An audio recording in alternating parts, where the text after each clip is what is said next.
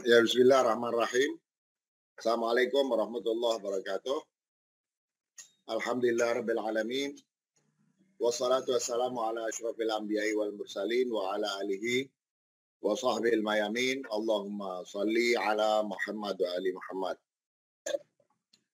Sekali lagi terima kasih, saya sudah diundang untuk berbicara di acara mahasiswa atau DKM Universitas Paramadina.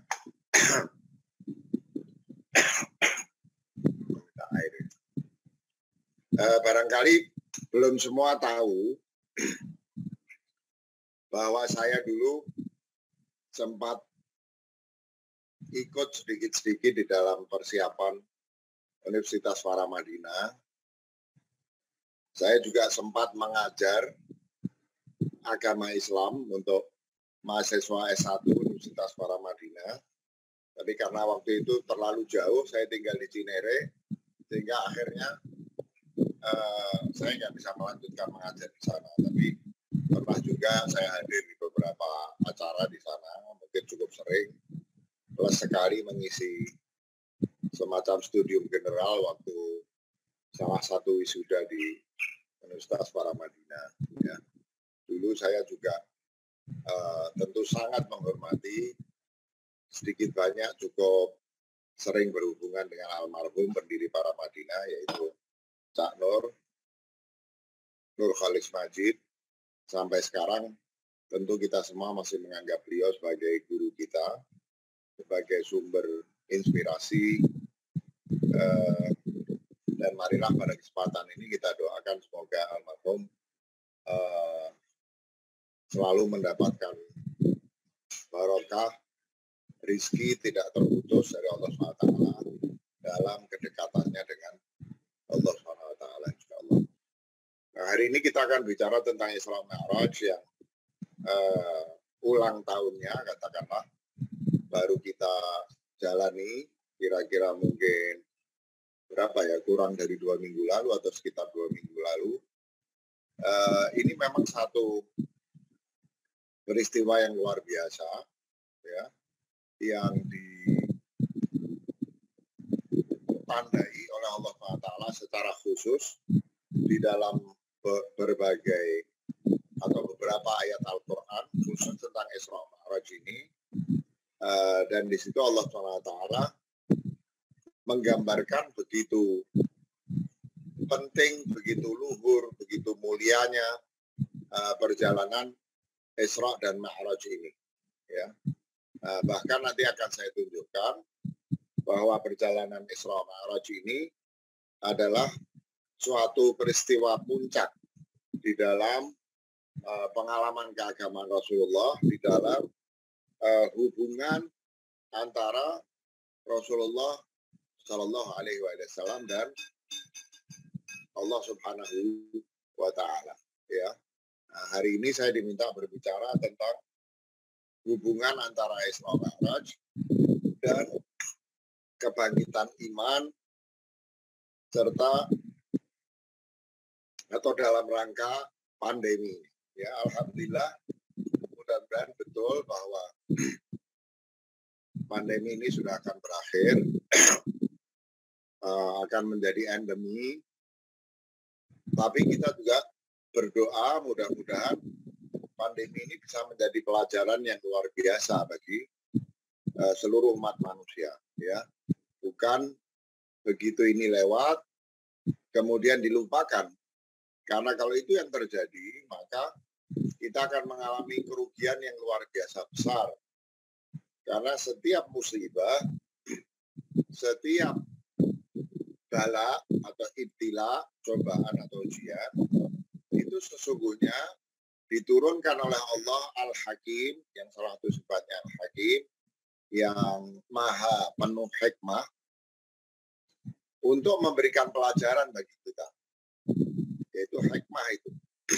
Setiap musibah atau bala, ibtila, itu diturunkan oleh Allah SWT sebagai pelajaran buat kita, agar kita mengambil hikmahnya. Maka kalau ini lewat, kita tidak mengambil hikmahnya, Maka kita dapat hanya kerugian luar biasa besar selama 2 tahun lebih. Tapi kalau kita bisa mengambil hikmahnya, insya Allah 2 tahun lebih masalah yang kita hadapi, kerugian-kerugian yang kita hadapi, itu dibanding dengan hikmah yang bisa kita ambil pelajaran daripadanya, itu akan kecil kerugiannya. Ya, Allah SWT dalam Al-Quran mengatakan apa? Wa ma asabaka min hasanatin fa min Allah. Wa ma asabaka min sayyiatin fa min nafsik. Allah mengatakan apa saja musibah, sesuatu yang menimpa kamu dalam bentuk kebaikan, itu datangnya dari Allah Subhanahu wa Ta'ala. Wa ma asabaka min sayyiatin, dan kalau atasmu menimpa musibah yang buruk, maka keburukan itu darimu. Ya. Apa maksud ayat itu? Karena di ayat lain Allah mengatakan orang mukmin itu kalau mendapatkan musibah, dia diminta mengatakan apa? Lan yusibana illa ma kataballahu lana. Tidak ada sesuatu pun yang menimpa kita kecuali sudah ditakdirkan oleh Allah. Nah, bagaimana kita menggabungkan dua hal ini? Di satu sisi Allah seperti mengatakan yang baik dari Allah, yang buruk bukan. Tapi di potongan ayat yang seharusnya merupakan ungkapan setiap orang beriman ketika mendapatkan musibah, yaitu lan yusibana illa ma kataballahu lana, ya. Itu seolah-olah Allah mengatakan semua baik buruk datang dari Allah. Apakah dua ayat ini bertentangan? Tidak sama sekali. Al-Quran tidak mungkin bertentangan. Salah satu sifat ciptaan Allah dan firman-Nya itu harmoni, nggak mungkin bertentangan. Allah dalam Al-Quran juga mengatakan, lihatlah alam semesta ini, apakah kamu akan lihat di dalamnya ada tafawud, ada kontradiksi? Nggak ada. Alam semesta ini semua berjalan dengan penuh harmonis, dengan keselarasan. Al-Quran juga tidak mungkin tidak harmonis atau bertentangan satu ayatnya dengan ayat lain. Yang benar justru sebaliknya, satu ayat sejalan dengan ayat lain, dan cara menafsiri Al-Quran yang paling baik adalah menafsirkan satu ayat Al-Quran dengan ayat Al-Quran yang lainnya, gitu ya. Nah, bagaimana sekarang kita melihat harmoni di antara dua ayat itu? Allah ingin mengatakan bahwa semua itu datang dari Allah. Dan karena semua datang dari Allah, kalau kamu tahu hikmahnya, semua baik. Kalau musibah menjadi buruk, maka penyebabnya bukan karena musibah itu buruk. Dalam bahasa Arab, asaba yusibu musibatan itu artinya apa saja yang menimpa. Bukan berarti baik atau buruk. Apa saja yang menimpa itu disebut musibah. Meskipun dalam bahasa Indonesia musibah itu artinya buruk. Kalau dalam bahasa aslinya tidak. Musibah itu segala sesuatu yang menimpa. Nah, Allah mengatakan, kamu saja yang nggak tahu, mengira bahwa musibah itu ada yang baik, ada yang buruk. Padahal karena musibah itu datang dari Allah, ditetapkan oleh Allah, maka pasti baik. Nah, kalau dia menjadi buruk, maka itu kamu yang menyebabkan buruk. Wa ma asabaka min sayyi'atin fa min nafsik. Musibahnya sendiri baik karena datang dari Allah, dan semua yang datang dari Allah baik. Ya. Dampaknya baik atau buruk itu urusanmu. Dampaknya. Jadi musibah itu dampaknya menjadi keburukan atau tetap menjadi kebaikan seperti yang Allah sampaikan, itu kita yang menentukan. Caranya bagaimana? Bagaimana musibah itu bisa menjadi buruk padahal datangnya dari Allah dan pasti baik. Kalau kita bersikap negatif, kalau kita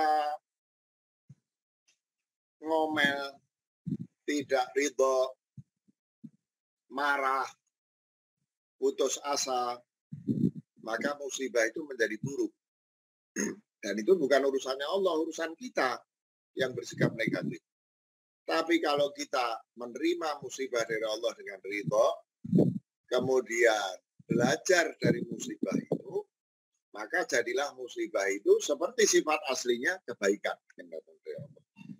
Kalau kita ngambil pelajaran, menjadikan kita lebih kuat, menjadikan kita lebih gigih, lebih agile, istilahnya sekarang, menjadikan kita makin beriman kepada Allah, ya, dan lain sebagainya, menjadikan kita makin baik hati, maka musibah itu memberikan dampak sebagaimana dampak aslinya musibah itu, yaitu kebaikan. Nah, pandemi juga begitu.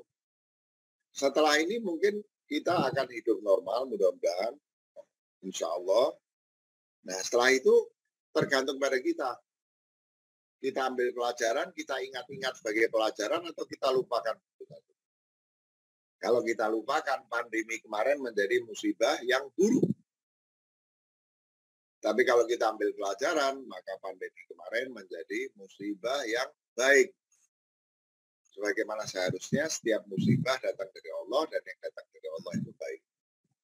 Dulu awal-awal itu ada siapa penulis Inggris India itu, perempuan, yang mengatakan the pandemic is apa itu, saya kok lupa bahasa Inggrisnya. Pandemi ini adalah pintu gerbang katanya. Coba ya. Kok saya ini sekarang umur segini agak pelupa juga sekarang saya cek ya.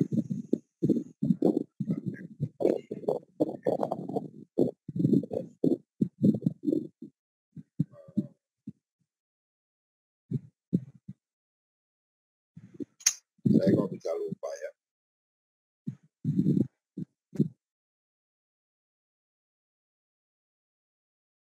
Bentar ya, karena ini Zoom nggak apa-apa kita pakai begini, santai aja.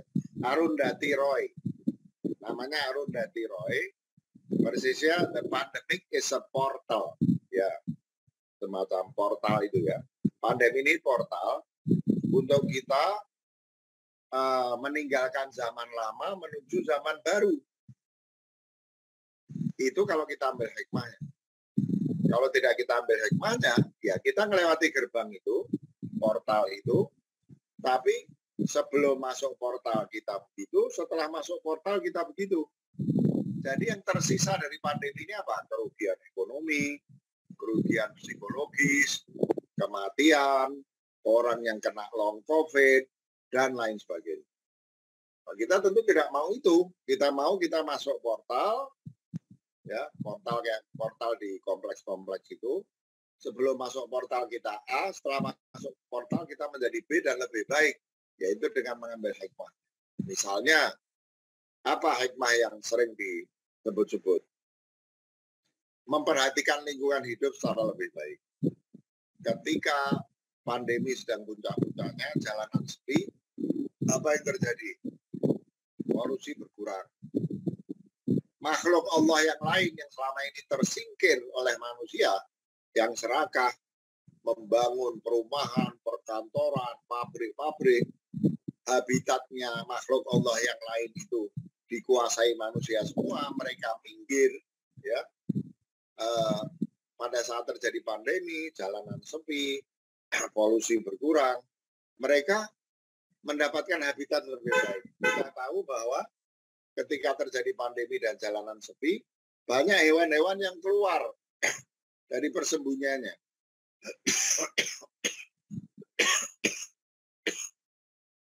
Dan kita harus ingat bahwa memberikan tempat kepada makhluk Allah yang lain itu bukan cuma kebaikan kepada mereka, tapi Allah telah membuat bumi ini seimbang karena setiap ciptaan Allah itu punya perannya.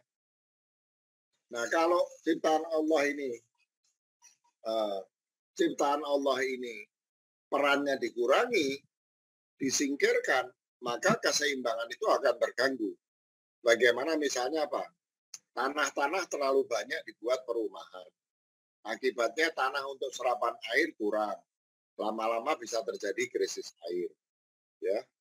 Kemudian hewan-hewan yang bisa menyuburkan tanah yang karena pestisida dan lain sebagainya habitatnya berkurang ya atau terbunuh. Akibatnya peran mereka untuk menyuburkan tanah juga berkurang, keseimbangan kesuburan tanah juga berkurang ya. Kemudian konsumerisme, manusia ini keluar terus kan karena apa?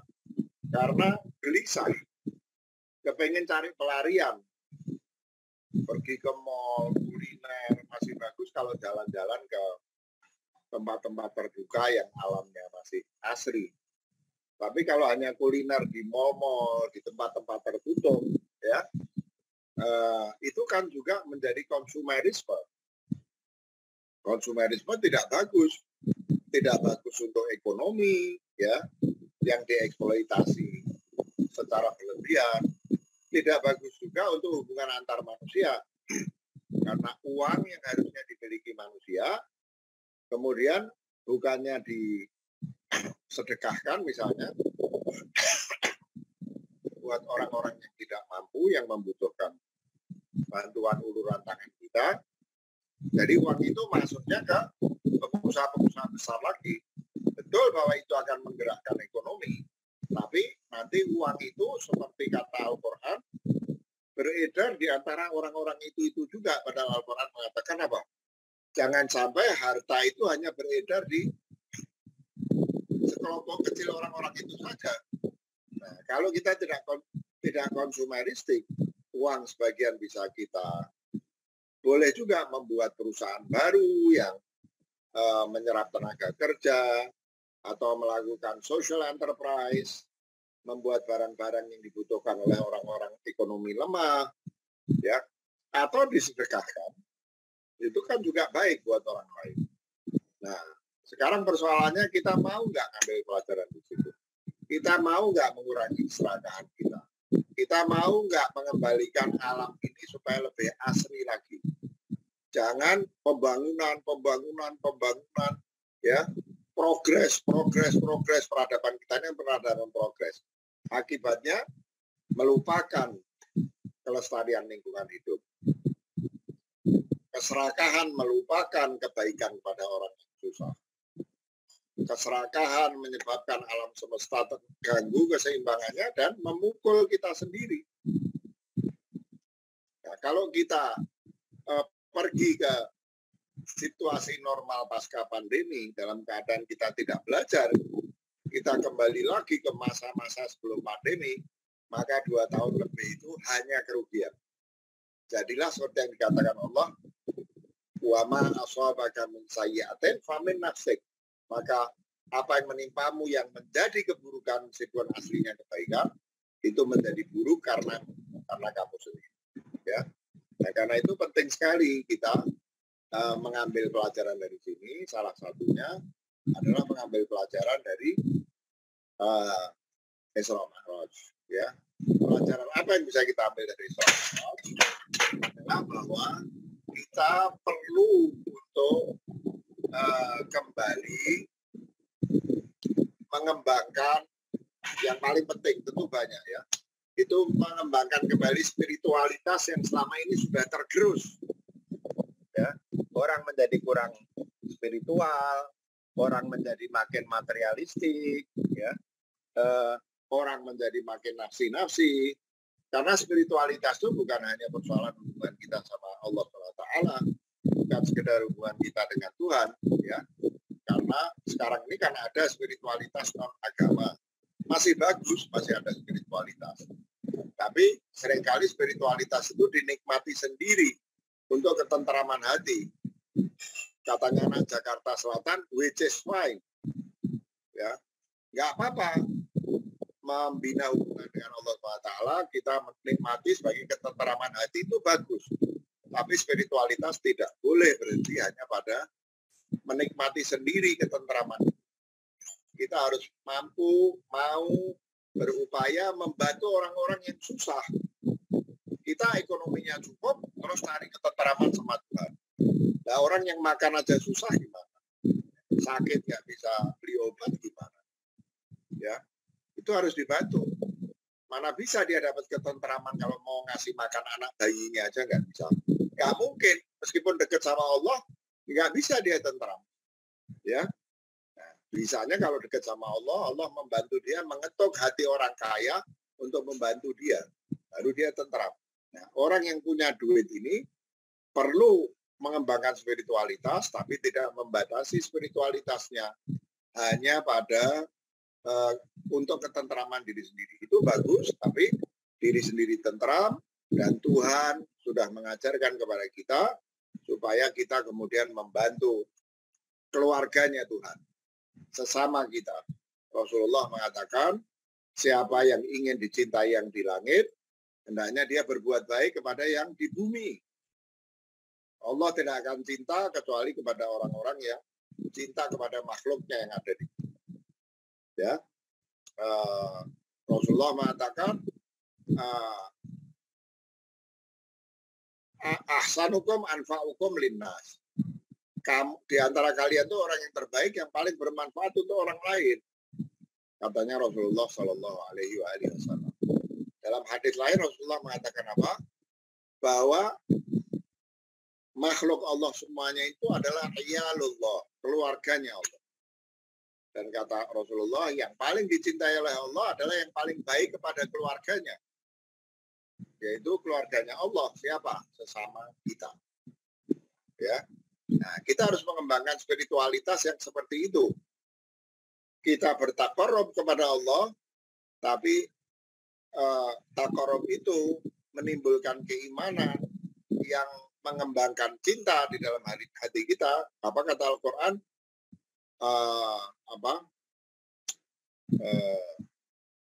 Walladzina amanu asyaddu hubban lillah. Orang-orang yang beriman itu sangat dalam cintanya kepada Allah. Iman itu urusan cinta. Dan kalau kita sudah bisa mengembangkan cinta kepada Allah, maka Allah mewajibkan kita mengembangkan cinta kepada sesama kita, berbuat baik. Baru itu spiritualitas yang ya. Nah, manusia modern sekarang ini mayoritas masih tergerus spiritualitasnya, makin dalam terjebak ke dalam materialisme. Kalaupun ada kecenderungan baru, kegairahan baru terhadap spiritualitas, seringkali itu terjadi dalam bentuk spiritualitas yang membatasi diri pada semacam spiritualitas yang egoistik, cari ketenangan sendiri, kemudian melupakan orang. Dan inilah esensi Isra Mi'raj. Saya tidak akan bicara hal-hal yang terlalu filosofis atau mistik pada hari ini, karena saya sudah berikan tulisannya ke panitia. Beberapa hari lalu saya sudah bicara tentang Isra Mi'raj. Saya banyak menyoroti pada aspek filosofis dan mistis Isra Mi'raj. Hari ini sesuai konteks judul yang diberikan kepada saya oleh panitia, saya akan bawa kepada fokus terhadap perbuatan baik kepada manusia. Nah, Isra Mi'raj itu adalah pengalaman spiritual Nabi yang paling tinggi dalam seluruh kehidupan Nabi. Ya, ada yang mengatakan Isra Mi'raj itu dialami Nabi tidak hanya sekali, 2 kali, 3 kali. Orang seperti Ibn Arabi itu tidak bilang Rasulullah hanya Mi'raj sekali, dan dia memiliki argumentasi. Tapi berapa kali pun Isra Mi'raj itu terjadi, maka Isra Mi'raj ini adalah pengalaman suatu situasi yang di dalamnya Rasulullah mengalami pengalaman spiritual paling tinggi yang tidak dialami Rasulullah di waktu-waktu lain. Ketika Rasulullah hidup sebagai manusia di bumi, ya. Kalau ruhaninya Rasulullah itu selalu mi'raj, selalu dekat sama Allah secara ruhani. Tapi kita katakan bahwa dalam karirnya sebagai manusia biologis bashar di muka bumi, maka satu atau beberapa kali Isra Mi'raj ini merupakan pengalaman spiritual tertinggi Rasulullah yang tidak dialami oleh Rasulullah kecuali pada saat Isra Mi'raj. Pengalaman tertinggi. Di situ Rasulullah ketemu Allah SWT. Bahkan dalam satu penafsiran Rasulullah itu menyatu dengan Allah.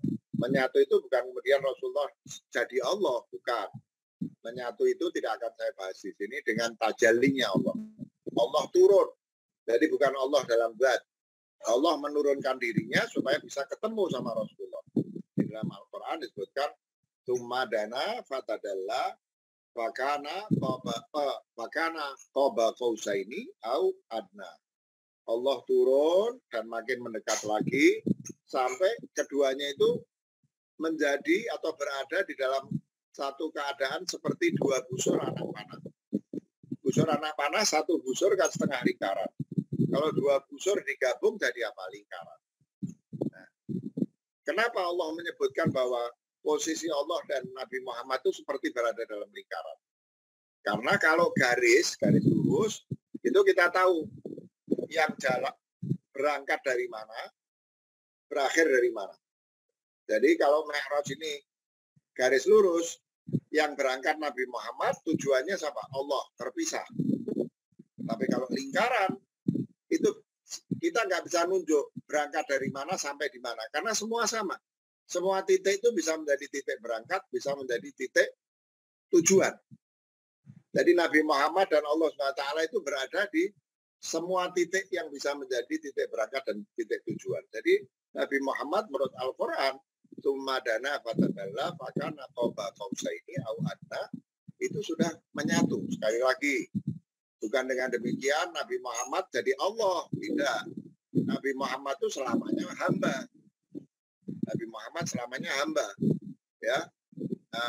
Subhanalladzi asra bi'abdihi lailan minal masjidil harami ilal masjidil aqsa barakna haulahu linuriyahu min ayatina, dan seterusnya.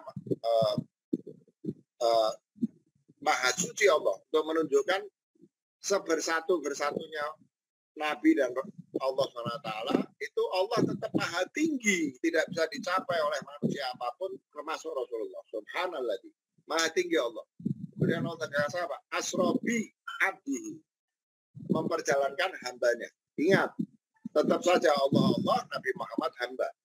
Tapi Allah menurunkan dirinya, ya, sehingga Rasulullah bisa bertemu dengan Allah SWT. Tidak ada, bukan hanya tidak ada manusia yang bisa mengalami itu, bahkan tidak nabi-nabi lain selain Rasulullah Shallallahu Alaihi Wasallam. Di dalam Al-Quran, Allah mengatakan ketika Nabi Musa mau ketemu Allah, apa?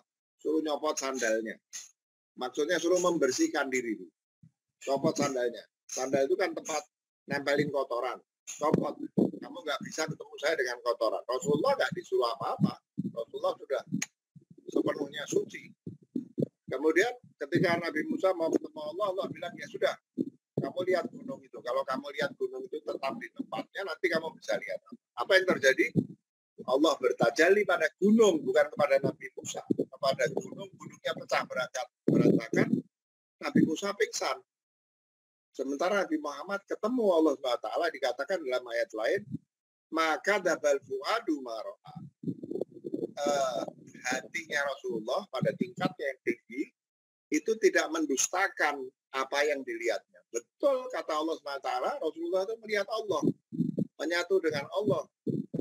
Nabi Musa suruh lihat gunung yang Allah bertajalli terhadap gunung itu, gunungnya pecah berantakan, Nabi Musa pingsan. Sementara Rasulullah melihat Allah SWT.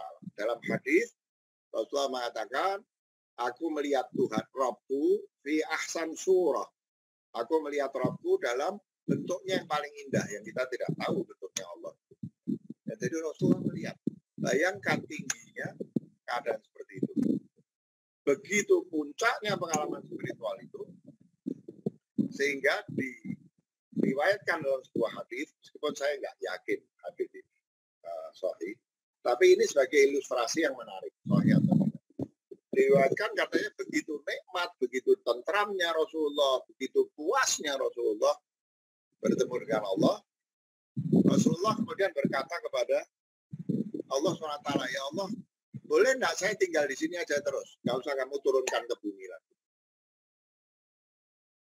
Ini jawaban Allah SWT menunjukkan bedanya seorang sufi yang bukan sufi profetik dengan Nabi. Sufi itu ada yang tidak profetik, cuman uzlah, menikmati kepuasan spiritual, tidak ngurusi orang susah. Ada sufi profetik. Bukan hanya dia ngurusi orang susah, kalau perlu jihad, dia jihad. Itu sufi yang profetik. Tapi kalau Nabi nggak bisa. Nabi itu memang diutus oleh Allah untuk menebarkan rahmat kepada alam semesta. Nggak mungkin tinggal sama Allah, nggak kembali ke bumi. Nggak mungkin. Karena itu di dalam hadis itu, lepas dari sahih atau tidak, Allah menjawab, nggak bisa, wahai Muhammad. Kamu mesti turun, balik lagi ke bumi. Ya, supaya kamu bisa mengajak orang mendekat kepadaku dan mengalami pengalaman yang kamu alami yang membuat kamu merasa tentram, puas, bahagia. Ada seorang sufi dari anak benua India, dari Gangoh, namanya Abdul Qudus. Dia berkata begini, nah ini maksudnya dia mau menyindir sesama sufi yang lain yang cuma ngurusi diri sendiri, tapi tidak mau ngurusi sesama makhluk, keluarganya Allah. Dia bilang, demi Allah, kalau saya mengalami Mi'raj seperti yang dialami oleh Rasulullah, maka saya gak akan mau kembali lagi ke bumi. Kata Rasulullah lain. Makanya saya kenapa nggak percaya hadis itu kalau betul ada tidak sahih, karena Rasulullah sudah tahu isinya. Nggak mungkin Rasulullah minta sama Allah, menurut saya loh ya, saya bisa salah. Nggak mungkin, Rasulullah sudah tahu bahwa Rasulullah memang Nabi itu ngurusin ini, tapi bisa jadi itu myth. Myth itu mitos untuk menggambarkan bagaimana fungsi seorang Nabi. Maka Nabi diturunkan lagi ke bumi, mengajak orang-orang untuk membersihkan hatinya, ya, bertakwa kepada Allah. Bertakwa itu artinya selalu merasa Allah mengawasi, sehingga dia akan selalu melakukan hal yang baik dan menghindar dari keburukan. Membersihkan hati, memiliki akhlak mulia, kemudian beramal soleh. Itu tentang takwa. Dalam hadis misalnya dikatakan apa? Ittaqillaha haitsuma kunta wa atbi'is sayyi'atal hasanah tamhuha wa khaliqin nas bi khuluqin hasanin. Allah mengatakan bertakwalah kamu dimanapun kamu berada. Bertakwa itu artinya selalu sadar bahwa Allah mengawasi kita. Itu bertakwa. Selalu sadarlah bahwa Allah mengawasi kita, Allah ada dan mengawasi kita dimanapun kita berada. Kemudian Rasulullah mengajarkan, wa atbi'is sayyi'atal hasanah. Kalau kamu berbuat keburukan, ikuti dengan perbuatan baik. Tamhuha, perbuatan baik itu akan menghapus yang buruk. Nah, jadi yang pertama itu spiritualitas. Ittaqillah haitsuma kunta, spiritualitas. Yang kedua, wa'ad bil sayyatal hasanah. Ada sayyi'ah, ada hasanah. Itu soal akhlak. Hindarkan yang sayyi'ah, lakukan yang hasanah. Itu akhlak mulia. Tapi ini belum selesai. Rasulullah masih mengatakan apa? Wa khaliqin nas bi khuluqin hasan. Dan bergaullah kamu dengan manusia dengan akhlak yang ahsan, yang paling baik. Jadi lihat itu ya. Takwa itu spiritualitas, akhlak mulia, bergaul dengan orang lain dengan perilaku yang baik. Perilaku yang baik itu bukan cuma sopan santun, tapi kalau dia susah kita bantu. Nah inilah esensi Mi'raj. Isra Mi'raj itu esensinya ini, ya. Sehingga seorang sufi filosof besar namanya Mullah Sadra, ya, Sadruddin Syirazi, Sadrul Muta'allihin gelarnya, dia mengatakan bahwa perjalanan lengkap manusia itu terdiri dari 4 bagian membentuk lingkaran. Membentuk lingkaran. Berangkat dari bawah, dari bumi. Itu perjalanan pertama disebutnya as-safar minal khalq ilal haq. Dari titik nadir ke titik zenit. Jadi setengah lingkaran berangkat dari bumi kepada Allah. Inilah perjalanan Mi'raj. Belum selesai tapi. Perjalanan kedua itu as-safar fil haq, as-safar fil haq, as-safar minal haq ilal haq atau as-safar fil haq. Perjalanan dalam diri Allah, memahami Allah, mendapatkan makrifat tentang Allah. Nah ini baru separuh perjalanan, 2 dari ciptaan ke Allah, mempelajari Allah, mencapai makrifat Allah. Ini perjalanan Isra Mi'raj ketika Rasulullah sampai kepada Allah, menyatu bertemu dengan Allah. Kata Mullah Sudro dan Ibn Arabi dan lain sebagainya, ini baru setengah perjalanan. Kalau Rasulullah tinggal sebagaimana sumpahnya Abdul Qudus, maka perjalanan dia baru separuh, belum sempurna. Allah belum ridho pada itu. Perjalanan kedua, setengah yang kedua, itu setelah dia mencapai ma'rifah Allah, dia kembali ke alam semesta, melihat hakikat kehidupan berdasar ma'rifah Allah itu, ya, disebut as-safar minal haq dari Allah, as-safar minal haq dari titik zenit Allah yang sudah kita ketahui, kita punya ma'rifah tentang itu, kita as-safar minal haq dari haq ilal khalq, kembali lagi ke bumi, sekarang bil haq bersama Allah karena kita sudah paham. Nah, perjalanan ketiga itu kita sekarang melihat ciptaan dengan ma'rifah Allah yang kita ketahui, sehingga ketika kita berangkat dari bawah ke atas kita belum paham hakikat ciptaan, maka ketika kita turun kita sudah paham, oh ciptaan itu apa. Nah, perjalanan keempat terakhir itu sampai ke bumi lagi, persis seperti sebelum kembali. Bedanya, yang pertama ketika di bumi belum melakukan perjalanan itu masih as-safar atau keadaan fil khalq bila haq, berada di dalam ciptaan tanpa bersama Allah. Sekarang setelah melewati perjalanan ke atas, ma'rifah Allah, kembali melihat, mengetahui hakikat ciptaan, berada kembali di bumi, di ciptaan, seperti Rasulullah persis kita mengalami Mi'raj. Ini terjadilah perjalanan terakhir, as-safar fil khalq, sekarang bil haq. Kita melakukan amal-amal soleh kepada penghuni bumi, kepada makhluk Allah, kepada sesama, kepada keluarganya Allah, tapi kali ini sudah dengan ma'rifah dan pemahaman.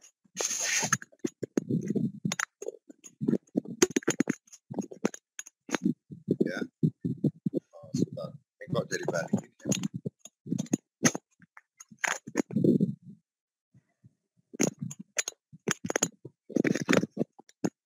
Oke, jadi kali ini dia kembali ke bumi, ya, tapi sudah dengan makrifah sehingga sekarang dia bisa menjalankan fungsi kenabian, atau tepatnya fungsi warasatul anbiya, fungsi mewaris nabi untuk menjalankan fungsi kenabian atau fungsi profetik. Nah, harusnya beginilah kita melewati pandemi dalam keadaan bisa mengambil pelajaran dari pandemi. Artinya apa? Iman kita lebih kuat. Ya. Iman itu spiritualitas kita menjadi lebih kuat. Hati kita dipenuhi rasa cinta karena tadi alladzina amanu asyaddu hubban lillah. Orang-orang beriman itu sangat dalam cintanya kepada Allah, dan cintanya kepada Allah membuat dia mencintai keluarganya Allah, ya, dia Allah. Nah, kemudian dia berbuat baik. Inilah kebangkitan iman dalam rangka pandemi yang pelajarannya bisa kita ambil dari Isra Mi'raj. Jadi untuk menjawab apa yang ditulis oleh Arundhati Roy di awal pandemi itu, agar kita benar-benar bisa menjadikan pandemi ini sebagai portal, agar kita ketika sebelum pandemi keadaannya A, setelah pandemi menjadi B dan B itu lebih baik dari A, maka kita harus ambil hikmahnya. Dan Isra Mi'raj memberikan kepada kita hikmah itu. Kalau tadinya kita kurang spiritual, sekarang kita harus jadi makin spiritual. Tadi kan sudah saya katakan, manusia menjadi sangat materialistik, akhirnya rakus, merusak alam, dan lain sebagainya. Kalau kita kembalikan spiritualitas, supaya kita sadar bahwa alam ini ciptaan Allah, keluarga Allah, harus kita perlakukan dengan baik. Dan kalau kita perlakukan dengan baik, hasilnya akan kembali kepada kebaikan manusia. Alam akan ramah kepada kita. Ya, itu spiritualitas. Kedua, cinta kepada sesama tadi, seperti yang saya katakan. Ya.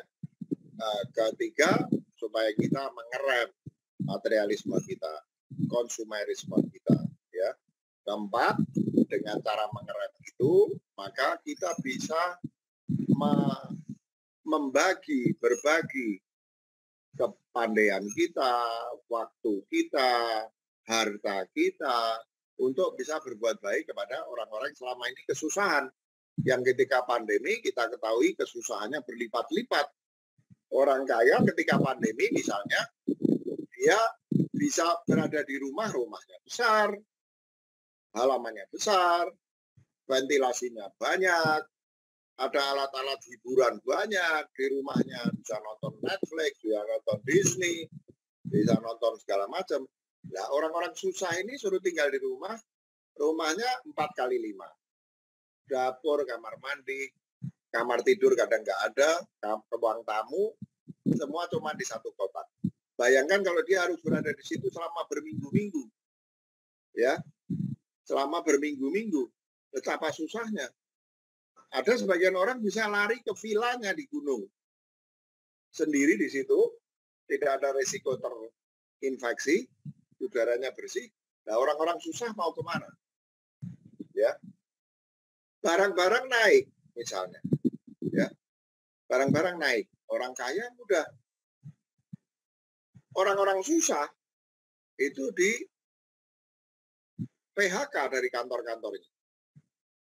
Di PHK dari kantor-kantornya. Sementara pemilik perusahaan atau karyawan perusahaan besar tetap dapat gaji tiap bulan. Ya. Nah, pandemi itu harusnya mengajarkan kepada kita juga empati kepada orang-orang susah, agar setelah pandemi kita tahu, oh ternyata di sekitar kita banyak orang susah. Oh, harusnya uang saya yang berlebih-lebih ini saya pakai untuk membantu mereka supaya tidak miskin, supaya kalau rumahnya tidak sehat bisa bedah rumah, ya, supaya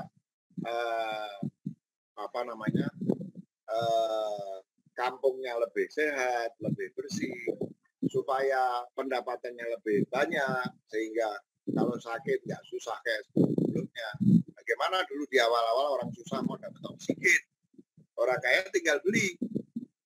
Kalaupun orang miskin punya uang mau beli, oksigen langka, harganya naik terus, mereka nggak bisa beli, orang kaya tetap bisa beli. Jadi inilah yang harus kita pelajari dari pandemi, dan inilah yang kita bisa pelajari dari Isra Mi'raj. Mudah-mudahan dengan memahami hakikat Isra Mi'raj, kita belajar tentang inti atau hakikat Isra Mi'raj, kita bisa terapkan itu untuk meningkatkan keimanan kita, dan bangkit dari pandemi bukan sekedar bangkit, tapi bangkit sebagai manusia-manusia yang lebih beriman, lebih spiritual, lebih bertakwa, kurang materialistik, kurang egoistik, dan lain sebagainya. Saya kira itu yang saya sampaikan. Saya nggak tahu ada tanya jawab atau enggak.